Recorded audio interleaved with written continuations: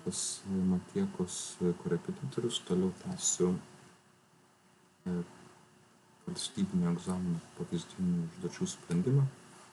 Dabar šiam video 6 klausimas suprastinti reiškinį. Tai čia vėl vienas iš tų klausimų, kur 25% atspėt net nežinant, bet pabandysiu išspręsti. Turim kvadratų skirtumą, ką galime pasirašyti, kad tai yra a ketvirtuoju pakelta kvadratu, dabar persirašau a aštuntuoju minus b aštuntuoju.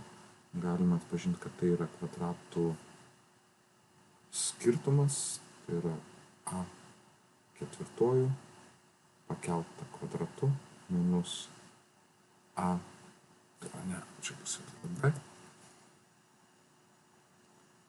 ketvirtuoju pakelta kvadratu. Tai skaitiklę galim tada išsiskaidyti į kvadratų skirtumą.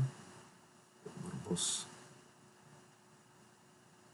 a ketvirtuoju minus b ketvirtuoju ir a ketvirtuoju plus b ketvirtuoju. Ir vardiklėje bus a ketvirtuoju išsiprasmins, tai a ketvirtuoju plus,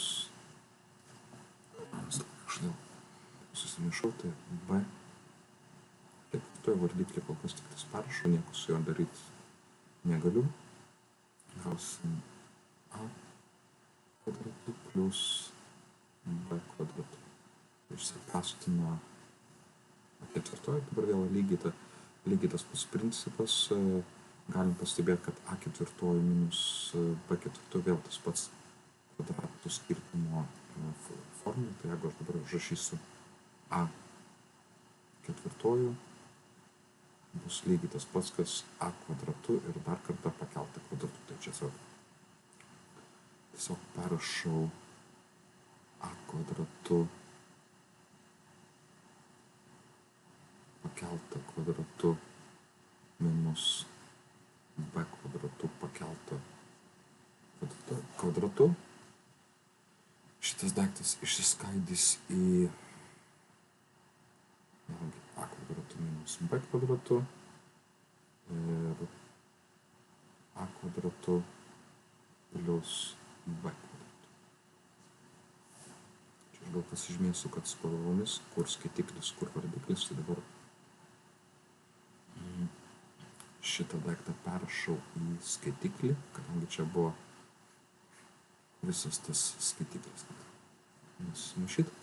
Tai dabar skaitiklį perrašau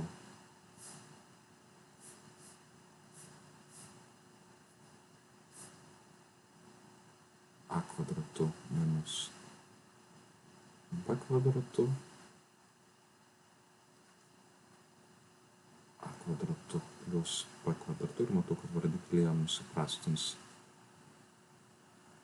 a kvadratu ir b kvadratu. Tai a kvadratu plus b kvadratu vardiklėje nusiprastina ir visas tas reiškinys išsiprastina į a kvadratu minus b kvadratu, kas yra dviejų kvadratų skirtumas. Tai kas atspėjo, galit pasiimti 25%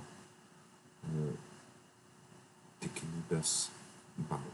Tikiuosi sprendimas, kas žiūrėjo, padėjo ir jeigu kam reikės pagalbos, visą laiką malonu, prašom kreiptis.